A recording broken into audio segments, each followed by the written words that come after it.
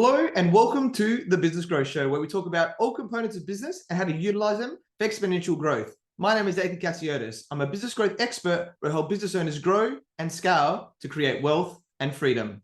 Today, I have an awesome guest. His name is Kane Minkus, and he helps 6, 7, 8-figure founders create breakthroughs that help them rapidly scale up towards a high-value exit with his private consulting and his training company focuses on helping startups grow. And he's a 3-time best-selling author, board advisor, and positioning expert. He's spoken in 32 countries across 5 continents and completed over 3,000 presentations. Kane is among the most impactful business mentors today, having reached over 3 million business owners, entrepreneurs, and professionals globally. And his award-winning strategies cover key business aspects, including strategy, marketing, sales, leadership, and technology. And Kane, together with his business and life partner, Alessia, have owned and operated over 40 of their own companies, generating over $500 million. And they have won over 30 awards, which confirms that Industry Rockstar gets results. And Kane is also in the 2023 faculty for Tony Robbins Business Mastery. Welcome, Kane Minkus, and thank you for being on my show.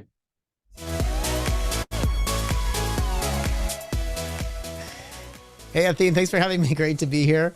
Appreciate it. You know, whenever I hear that bio, I always hope that my mother-in-law is listening in. I love it, mate. I love the beats. A great song, Beachy there. And, you know, I love that. Yeah, this is Industry Rockstar, man. We're going to rock out. This has got to be fun. It's going to be fun. Exactly, man. And I was interviewed on a podcast the other day saying, did you ever think about that you have all these accolades? Like, you know, before I go, didn't necessarily dream about this, but then it's sort of, when you look back, you go, wow, it's amazing the journey, right? Of where it comes from. Yeah, well, I think there's a time in life where we really care and we push hard, and then we don't give a shit anymore. Right? So we're like, let's just help people, serve people, and make a difference. I love the serving element, mate. That's awesome, and I'm sure it's going to be great for everyone watching and listening today. You are a very successful entrepreneur. So for those people that know who you are, just please introduce yourself by telling us more about you and your journey. Well, okay. Yeah. I mean, so today we have, you know, we've had a lot of accomplishments, but we also, you know, we had a lot of ups and downs. We learned a lot because when you build so many companies, you know, there's never a straight line just to, you know, success and everything. You always learn a lot. So, but actually I started my entrepreneurial journey at essentially 19 years old. I started, actually even starts before that. And so I started as a kid at 5 years old in the entertainment industry. I was kind of a showbiz kid. And I loved music and I was a musician, but I grew up in a very traditional family. And they said, my dad used to say to me, there's no money in music, kid, so figure something else out. And I said, well, wait, there's got to be money in music. There's people who make money in music. And he said, well, like whom? And I said, I don't know, Phil Collins and Madonna and, you know, I don't know, you know, Savage Garden, you know, throwing out there for, for the Aussies. And he would say, well, that's because they got lucky. And so I grew up in a world where my family really believed that if you did what you loved and you made a lot of money at it, you essentially were lucky.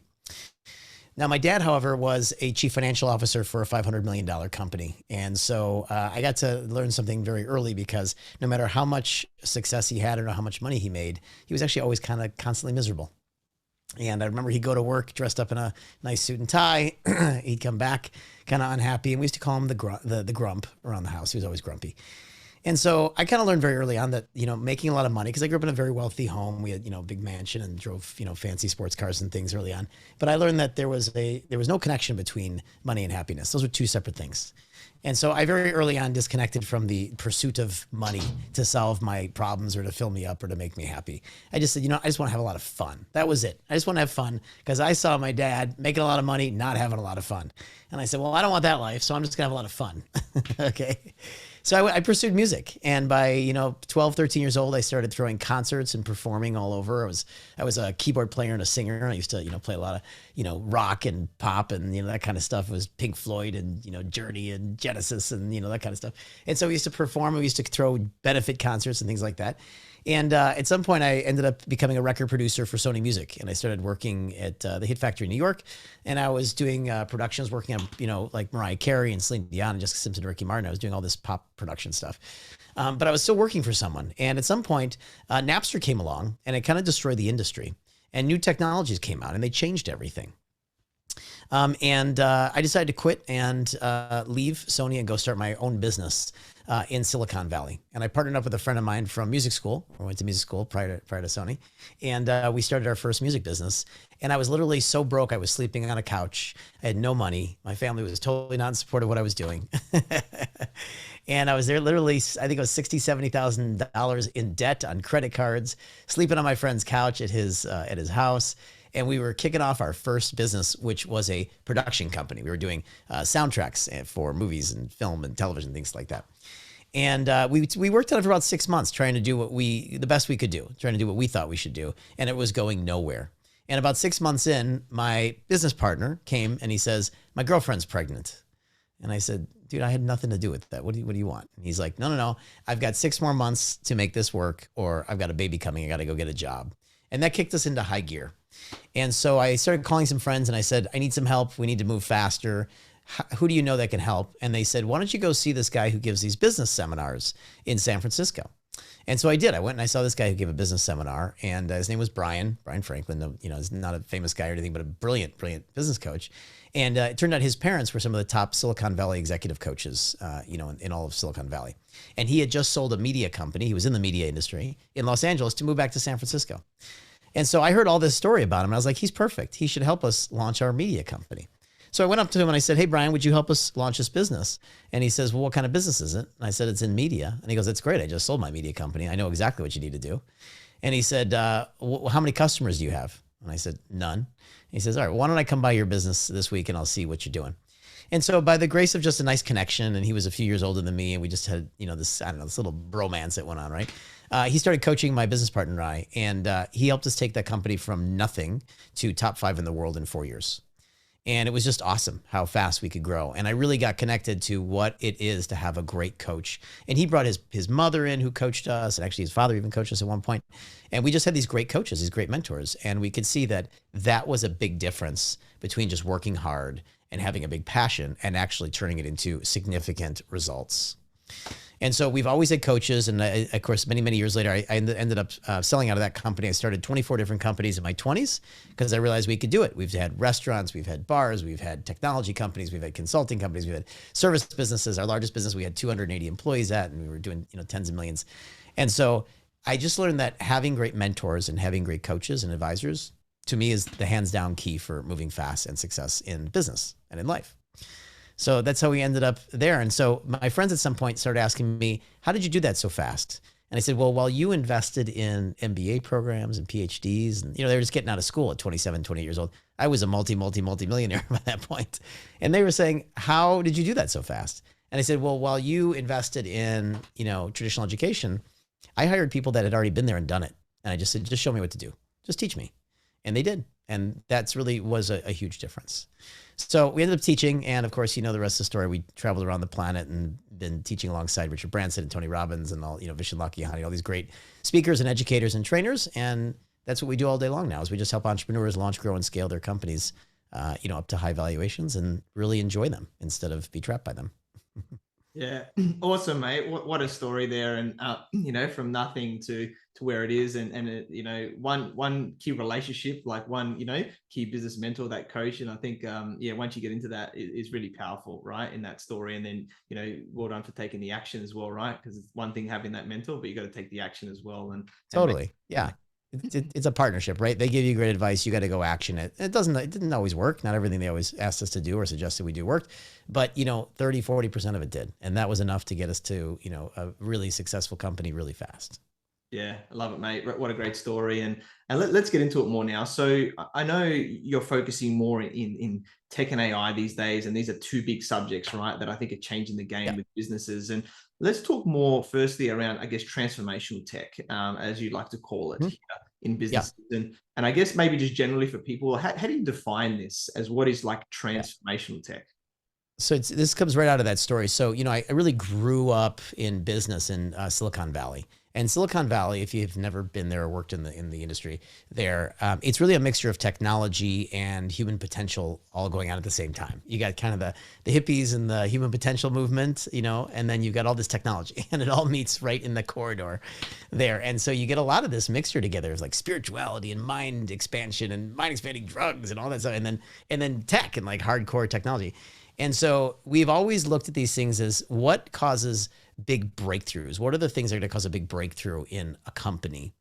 And I happen to love smaller business. I've done a lot of consulting at enterprises and large corporations, but I just don't get the same fun as when I work with a founder or founding team who are really passionate about what they started, what they created. And they may be at 6, they may be at 7, they may be at 8. I never really care where they are. I love that passion of the founding team that really wants to, make a difference in the world and that mission-driven company, right? So we always looked at what technologies are there that will literally just change the paradigm of a company and have it really grow, like a rapid acceleration versus just a little change, or, hey, let's just grow 1% or 2% this year. No, like, what's going to change the game? And it's not always technology as you think, like computer technology. It could be like mindset technology. I mean, we studied neuroscience for 20 years in understanding how human transformational technologies can actually transform leadership and transform thinking, and that can change a whole business. And so, just to fast forward to now, in the last couple of years has been really AI technologies. And we actually started talking about AI technologies in 2016 when people were like looking at us like we were crazy, because AI tech's been around a long time. I mean, it's been around since the 50s in research. It really actually has been implemented into platforms and technologies as a hard-coded since, early 2000s, right? I mean, Amazon had theirs, Apple had theirs, and, Microsoft had theirs, and you never had access to it.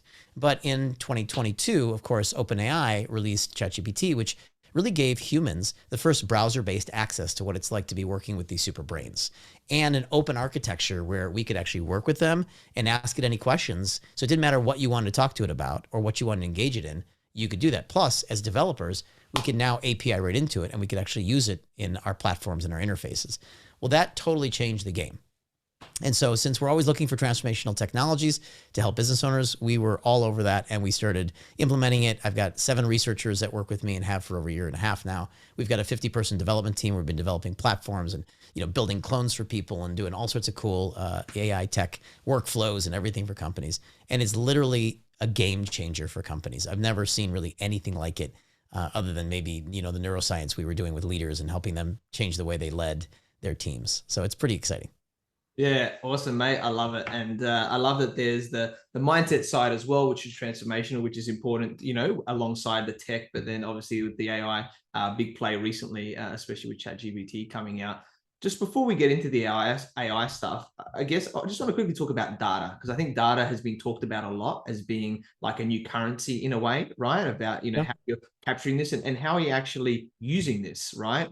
Into what you do, because one thing is capturing it, but are you actually using it to its fullest potential? So what are your thoughts around, with the data that we're getting with things, how we can actually, use the analytics to make better decisions or innovate better and things like that? I think this is a great question. And I'm going to answer it from a slightly different angle, because I think that the people who understand it but don't use it are small business owners. They don't have a lot of data. They're not collecting a lot of data. So when you say we have data, actually, we are paying to use other people's data, right? And this is a really important point, because now that we have access to building our own large language models, or what are called LLMs, which for those that are not familiar, these are the ChatGPTs, the Bings, the Bards, the Claudes. Well, there was a recent article from Forbes that said every company will have its own LLM. And that's essentially just to say every company will have its own chatbot. So it sounds a little technical and fancy, and people listening might be going, never, that's not me. Actually, you will. And you may even already have it. It's a chatbot. And a chatbot is essentially trained with your data. And if you're going, I don't have any data, well, just keep listening here, because you actually do. And this is really important that you start to understand the power and the importance of data, because where we used to leave that to Facebook or Twitter, oh my gosh, there's billions of people on there. That's for them. Or, SEMrush, or companies that are collecting data on a daily basis. You as a business owner need to start understanding that your internal data, even the things you talk about, every meeting you have, like this is data. This podcast right here, we're creating data because we've got video, audio, and where the data comes from is the script. So as soon as we get done with this podcast, we can take the audio, tear it off, and we've got a whole script, and that can be transcribed. And now we've got data to train a large language model. Now, why we want to do that, we have to decide. But we're constantly creating data, and most people are letting it slip through their hands.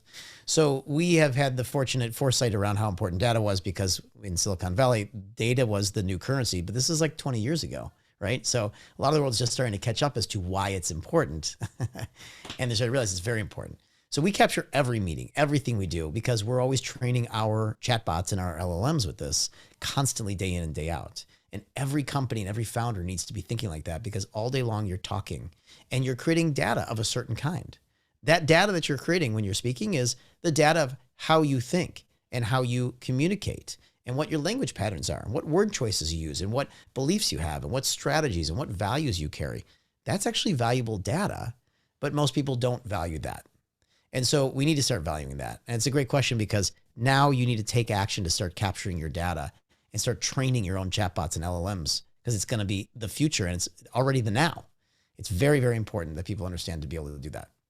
Yeah, love it, mate. Great answer there. And let's just talk a little bit more around these, LLMs, right? That you're there, because someone's probably going, yeah, Kane, it sounds great. You've got all this tech, you know how to do all this sort of stuff. Where would someone start if you're saying every business should have their own LLM? Where should someone start going, like, if they're maybe not as big of a tech person, going, is it just an API, that connects to ChatGPT or one of these other ones, and then we can just train our own? Or where can we actually start to do this?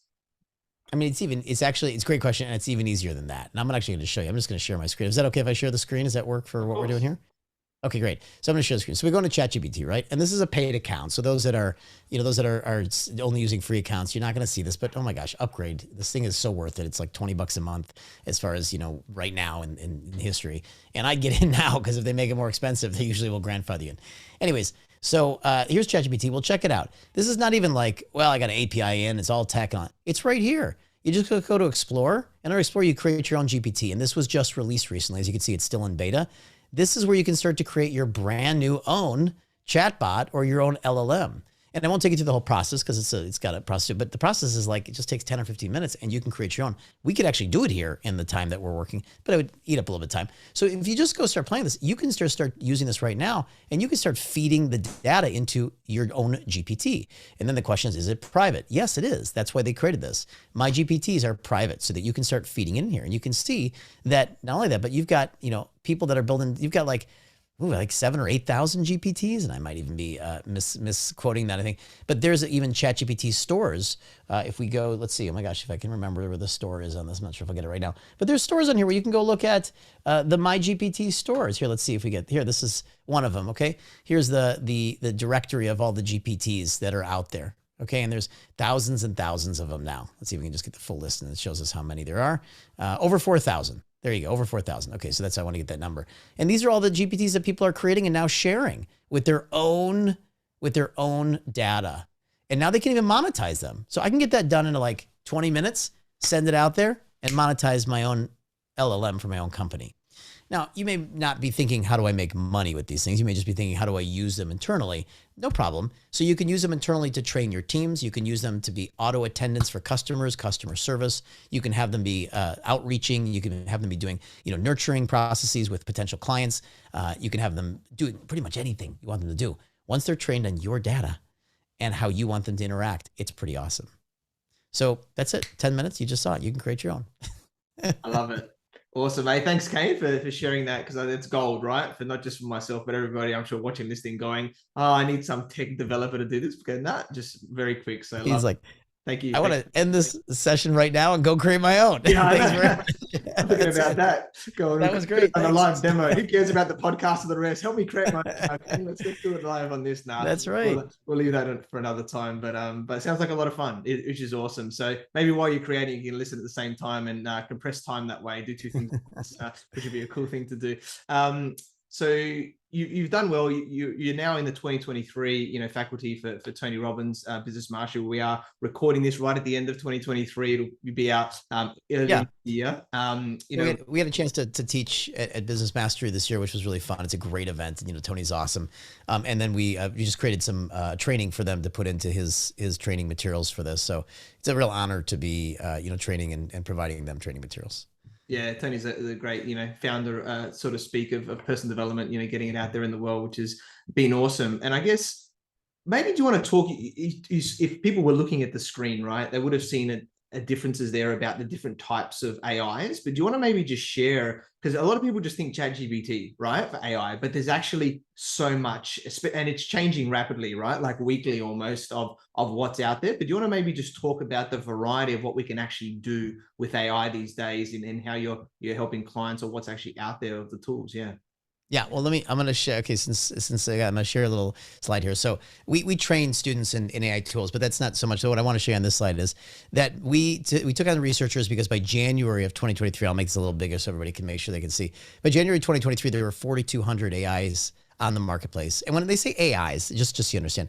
So, and this is an important point. People say I'm building an AI tool. They're not building an AI tool. The way AIs work, and this is actually really valuable because most people don't even understand this.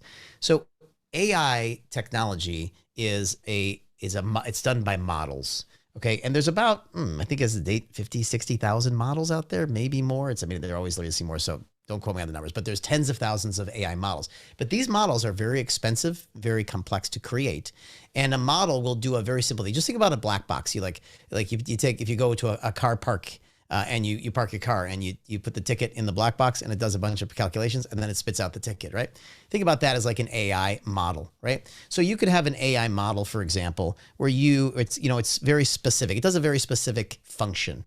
Okay, so you would, let's say, put in text, right? Text, and then it would kick out an image.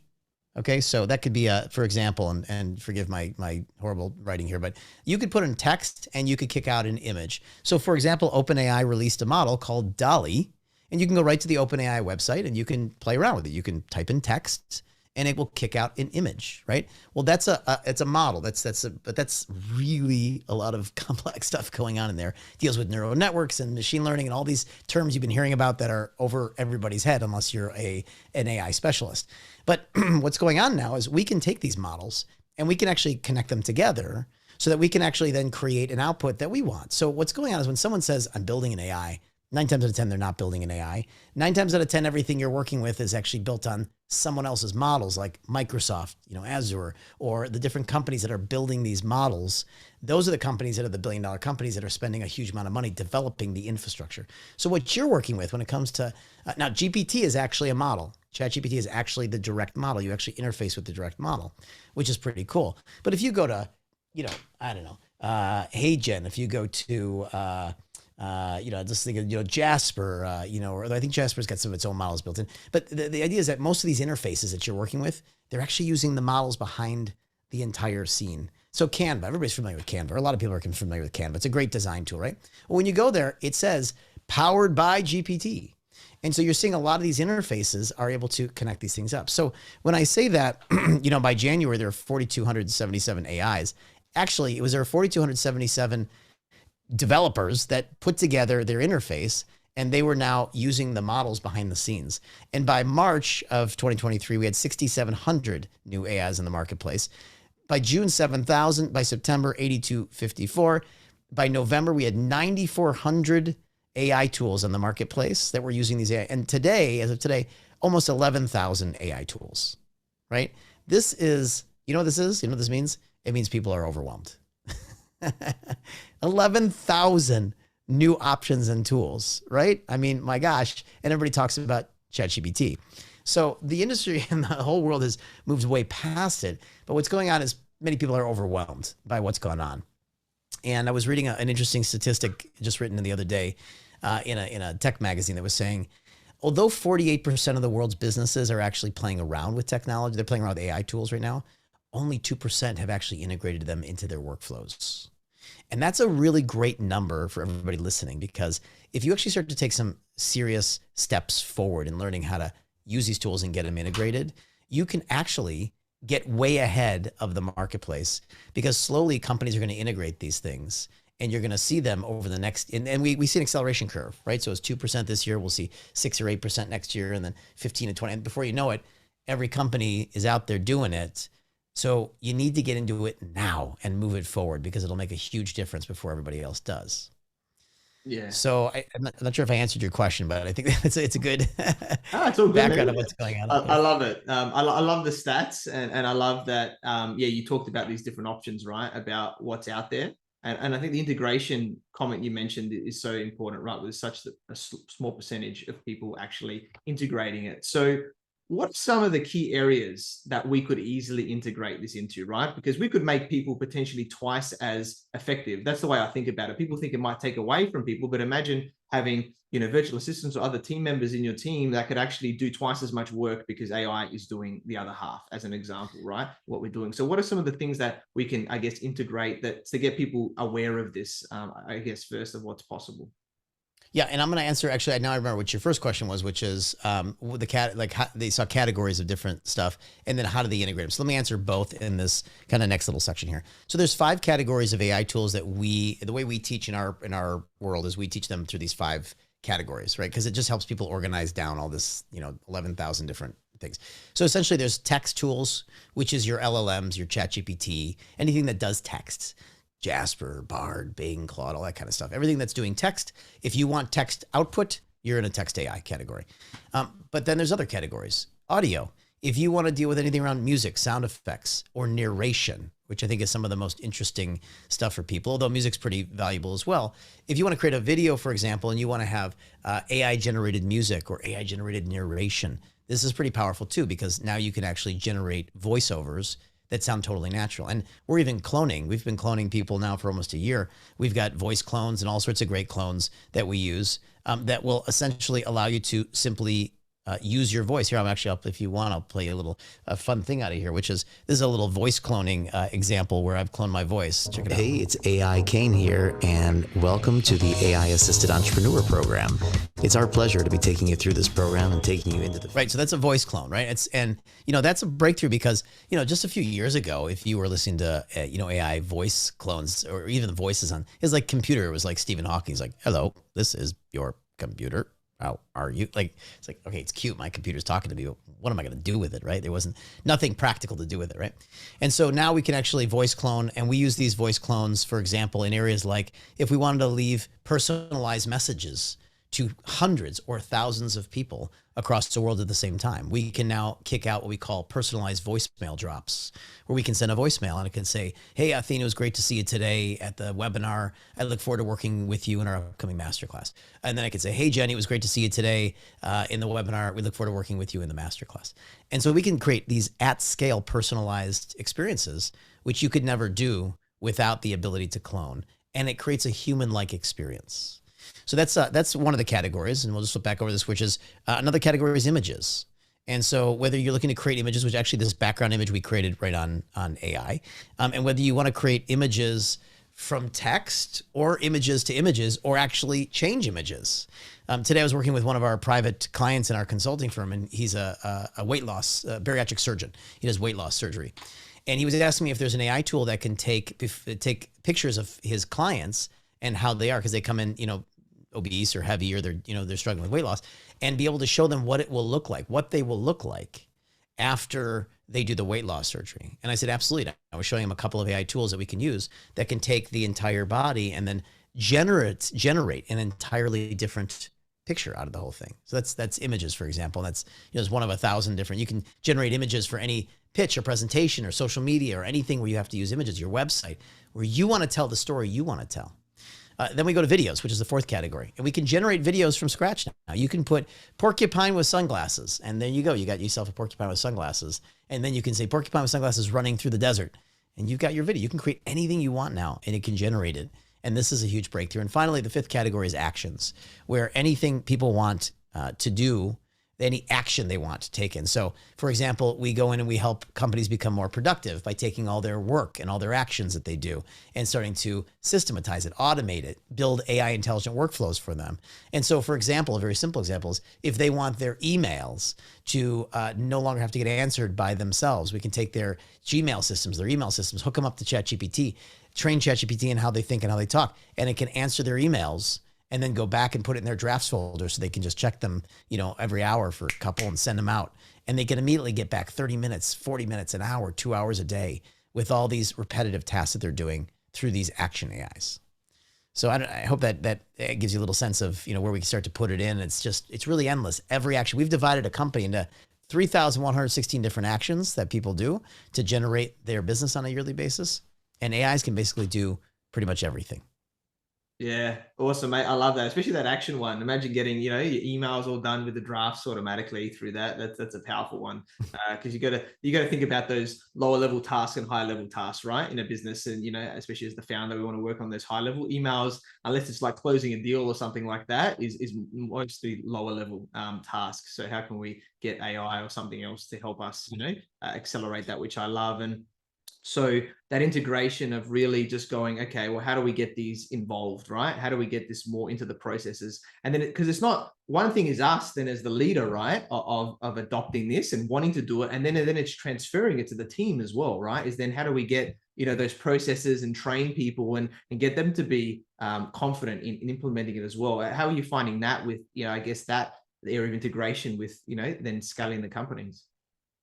Well, so yeah, when we go into a company specifically and we start building or helping them integrate AI, and I think that what we're seeing is having someone who's an expert come in and help you integrate it. That's the fastest way to get it done. I mean, that's always been, even to my story back to working with a coach, like when they had to train us in new things like sales processes or marketing or things like that 25 years ago.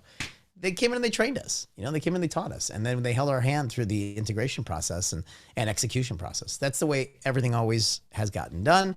And until AIs are training humans, which we got some of that going on, it's still going to get done that way. So we go in and we look at many layers. One is to actually train teams in what tools are there and what they can actually do with them, right? And the second layer is we train them in what's called prompt engineering. So prompts are how you communicate with these tools. So when you go into ChatGPT, you've got a little prompt window, and it allows you to add in a statement or a question to request it to do something. Like, these tools are built to simulate human intelligence, and they're built to respond, not to initiate right now. So the idea of ChatGPT is it doesn't reach out and go, hey, Athin, come on, you got to reach out to people. What are you doing? All right. It's Athin goes, okay, I got to reach out to some people. Here's the context and all the information. Create me a series of emails that I can do for follow-up. Well, that prompt that I'm just kind of referring to is got to be engineered properly, because your output is based upon your input. So if you give them a kind of a lame or an incomplete request, what you get out is a very non-professional or very stock response. So we train people on how to prompt engineer these things. And we've even developed platforms where we have, developed prompts for, all sorts of people, from everybody from, marketers to salespeople to leaders in their industries. And that way we've been able to give them the way we work, because now you can prompt these things. And I'll show you real quickly what that looks like. So this is a prompt platform, and there's a bunch of them out there. We're very proud of ours because we spent, now about 18 months developing prompts.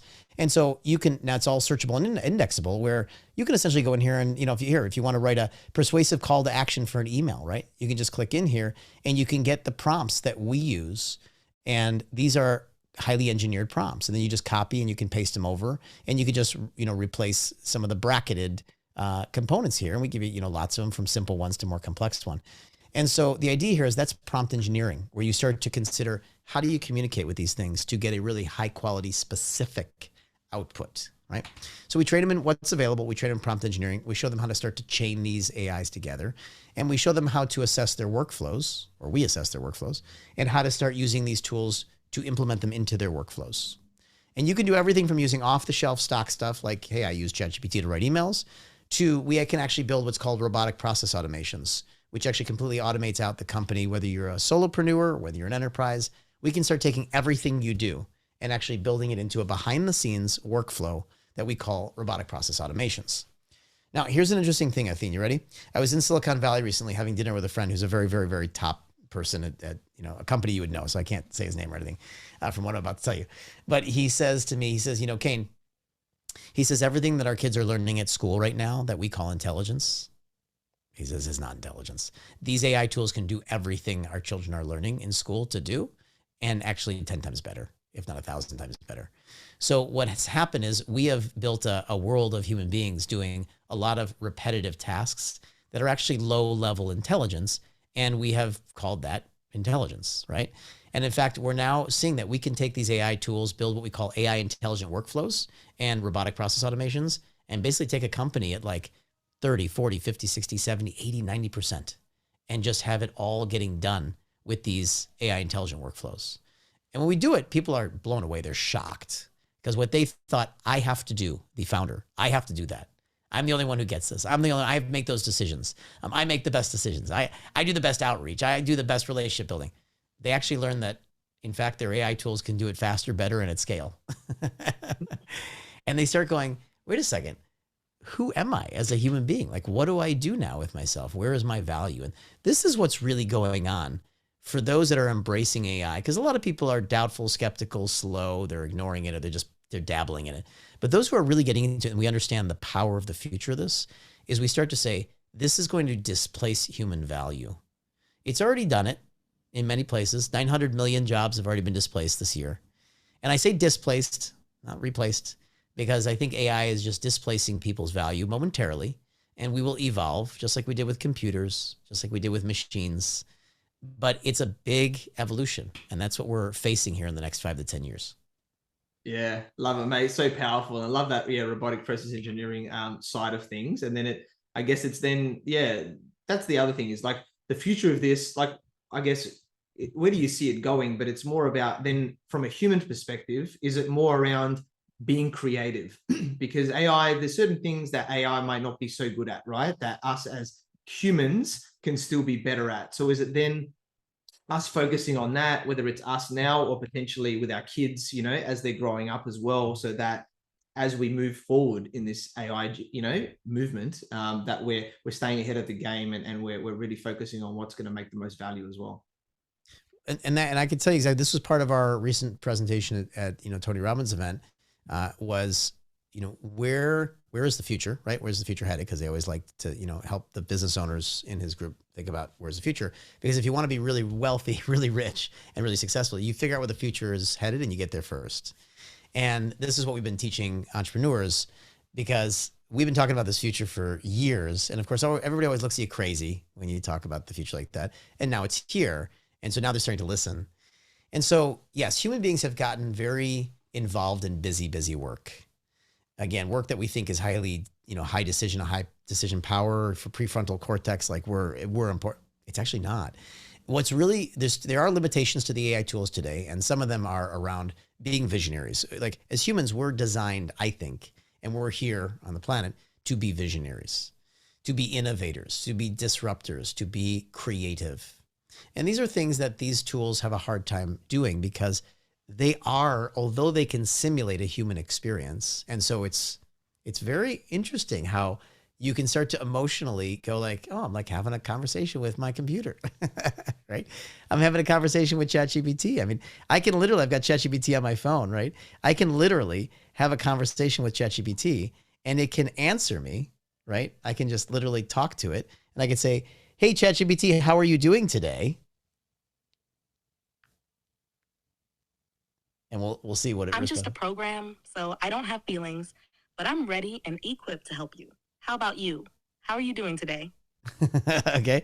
Now we could go on with that conversation, but that's the point. It's like, and they're building in these ethics layers and these moral layers. Like when you ask how's it doing, well, they don't want you to fall in love with your machines. So we're not going to go to the movie Her. If you haven't seen the movie Her, it's a great movie to see in this time and age, right? But the idea here is that you can have a very human-like experience, but they're not human. They're not human. They're simulating a human experience. And that's great for business, and it's great for use in what we're doing. And it's important we use it ethically and responsibly and all those things. But the point is that we can have that experience, but they do have limitations. They are working on the training and education. They're working on the past. They're working on probability. How ChatGPT knows what to say next on the screen is all based upon probability. And it's similar about how we work, right? So it's kind of crazy, but humans have some very interesting functionality that currently AI tools do not have. And we need to keep what's called the human in the loop. So we teach all of our students, you got to keep the human in the loop. You keep your brain in the loop. You keep it like, it's not just, I just turn my brain off and I let the AI tools manage it. We're working together. We're embracing this technology together. It's like we're kind of fusing it together, just like we do with the computer. We don't turn our brains off. The computer, as Steve Jobs said, is a bicycle for the mind. It goes further, farther, faster with the use of the computer. And that's how we look at AI tools. We just look at them as motorcycles instead of bicycles, because we're like just screamingly going fast, right? But we still have to get together with that technology and work together to create it. And so that's what I see the future of, at least the current future, is we're going to be embracing it. It's going to be integrated more and more, and it will become part of our world like the computer did, like the smartphone. I mean, Athin, can you pick up your phone and show me your phone? Yeah. Show me your phone. Yeah. Look at that. See that? He didn't even have to go very far. He didn't have to move, right? It's just right there. And that's how integrated part of his life is with that phone, right? It's just right there. And so that's where AI is headed, where it's just integrated in everything. It's just going to be part of our world like our phones are, our computers are. I mean, think about how much technology we're using right now to have this conversation. And it's just part of our world. So that's where we're headed, in my opinion. Yeah, awesome, mate. Love it. Really, really powerful stuff there on where it's going. It's been a powerful episode here today, mate. You shared so much gold. So I guess as we're wrapping up, what one key piece of advice would you like to give to all the entrepreneurs watching and listening today? Well, my advice to everybody that I say today is make sure you get into this, get in now and start working with AI tools. If you have been sluggish, slow, ignored it, doubted it, skeptical, you've already lost over a year. And since we're talking to business owners around business growth, this is called the Business Growth Show, you're behind, just to be very direct. And you need to catch up fast because this is the kind of exponential technologies that's going to create a big gap. And it's a little bit like, by the way, if you look at countries that don't have English well integrated into the societies, by their economics, they have fallen behind. Opportunities, capabilities, skill sets, and their quality of life is different. I don't want to make a judgment like, they're not happy. I'm just saying it's different. And, we live and we travel to 32 countries a year, and I love cultures. We speak different languages and things, but I can see that when we're in certain countries that have not integrated English, which is just a tool. And I've never said, hey, we got to all speak English. If everybody wanted to learn Italian or Mandarin or whatever, we could all learn one language, but we haven't. And the mass world has been in the world of English, which means the people that have been able to integrate that technique, that model into their world, the model of English, which is just a language, right? And they've been able to use that to communicate. They have opened up entirely new worlds of possibility, opportunity, and wealth, and a different lifestyle. That's what's going on right now with AI. And if you ignore it, if you're skeptical, if you're doubtful, if you're slow, those that don't embrace it are going to end up economically and in the same situation that those countries that didn't embrace English, just behind the ball. And so now you have to make a decision. If you're listening to this, you get to make a choice. And the choice is either I'm going to upskill my level, educate myself. You have to constantly keep growing as business owners. You can't stop growing or your business will die. You go out of business. Very simple. Nobody ever said your business had to be in business forever. You stop doing the right things at the right time, your business is gone. I don't care how big it is. I've seen huge, massive businesses fall overnight, right? So you've got to upskill yourself. Now's the time. Get in now because this is a fundamental pillar of where the entire world is headed. It's not just a blip. It's not just a fad. It's not just going to be a little area. It's fundamentally transforming everything we're doing. And it's only going to get more and more integrated and more complex. So you might as well start right now. Yeah, awesome, mate. Completely agree. So everybody get on the train, so to speak, and make things happen and get into your business, or look at someone like Kane if you're needing the help as well, right? To get in there. And Kane, yeah, we connected through our networks. I learned about your awesome journey from starting the consulting to founding Industry Rockstar. You got it, over 18 years ago. You've done so much and achieved so much in so many different countries and helped so many business owners and people around the world. Awesome guy, so knowledgeable what you've shared here today. And, I'm sure you continue to help, all founders create breakthroughs to rapidly scale towards an exit, as well as, the startups as well, for them to grow, and very grateful, that we connected, and I look forward to working with you as well. So Kane, how can people find you and learn more about what you do? So you can just check out, kind of the standard. You can go find us online. You can go find us at our websites. I work with my wife, whose name is Alessia. So you can go to Kane, Kane, and Alessia.com, Alessia. You can go find us on Instagram. I mean, we're everywhere, it's like Facebook, Instagram, all the social media, YouTube, and all that kind of stuff. And if you want to go to my personal site, Kane Minkus, KaneMinkus.com, you can check out what we do both for private consulting, trainings, education. You can download my speaker kit and get into our funnels and things. And then kind of keep an eye out. We do a lot of advertising around, and we do a lot of partnerships because people ask us to speak on their stages and in their communities all the time. I've been doing 10 speeches a week now for the last 3 years online, right? I was doing 32 countries. I was doing 200 a year flying around the world. And now we build studios at our offices, and we just get to do them from our offices in our homes. And so, you might see me speak in someone else's community, 10 a week these days, to really just get this word out across the world and help people grow. Yeah, awesome stuff. Everyone, definitely check out Kane in all of those areas there if you want to learn more about him and work with him in some way or fashion. He's a machine in this area in the AI space. He's definitely making things happen, and he delivers as per his results. So it's been a pleasure interviewing you, Kane, and thank you very much for being on my show. You got it. Thanks for having me, Athin. Thank you, everyone, for watching and listening to this show where we talk about everything on business growth. And please like, subscribe, and leave us a 5-star review. You can find me on LinkedIn, Facebook, Instagram, and YouTube as Athin Cassiotis, or visit my website, athincassiotis.com. If you want to grow and scale your business, you can reach out to me on any platform to see if we're a good fit. I completely agree with you, or do I? The only way you know is if you tune in next time. So until next time, remember that our business grows when we learn skills and take action using them in spite of fear. So remember to design your growth and results.